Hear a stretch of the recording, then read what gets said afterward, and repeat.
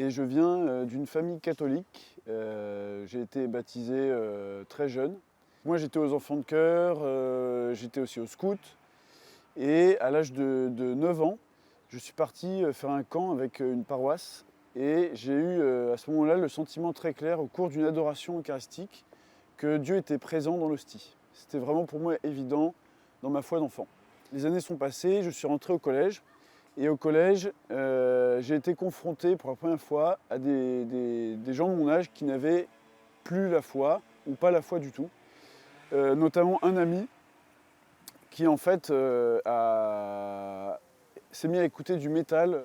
Et ça a commencé en fait à me faire beaucoup douter de Dieu, de l'amour de Dieu. Et à partir de ce moment-là, voilà, je me suis lentement éloigné de la foi, j'ai arrêté toute forme de prière personnelle.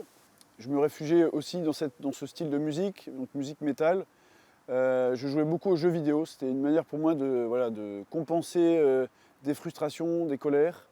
Et puis la pornographie, dans laquelle je suis tombé à l'âge de 14 ans environ, et puis qui m'a accompagné pendant de nombreuses années ensuite. Et je suis parti faire mes études à Paris. À Paris, en fait, je me suis retrouvé en classe préparatoire, je me suis investi totalement dans mes études. Et ce qui fait que j'ai sacrifié presque tout le reste autour de moi. Au bout de ces 3 années, j'ai été admissible au concours que je voulais passer, mais je n'ai pas été pris. Voilà. Et ça, pour moi, ça a été une épreuve très difficile à traverser. Je me suis senti profondément impuissant en fait, face à ce qui se passait. Je trouvais que la situation était injuste. J'avais travaillé, j'avais fait mon devoir.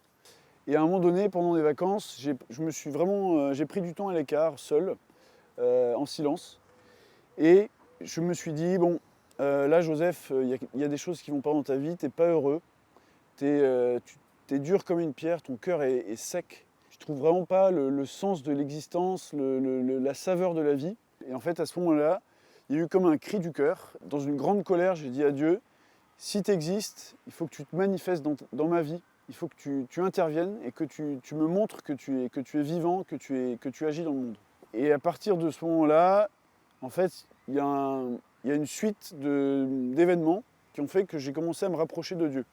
Alors le premier, ça a été à Paris, en fait, à un moment donné, je me déplaçais dans le quartier latin, et puis je suis tombé sur une église où il y avait le Saint-Sacrement. J'étais attiré par la beauté du lieu, je suis rentré dans l'église, et à ce moment-là, en voyant le corps du Christ, j'ai senti que j'étais pécheur, mais j'ai eu une conscience de mon péché très forte, et j'ai eu le désir de me confesser.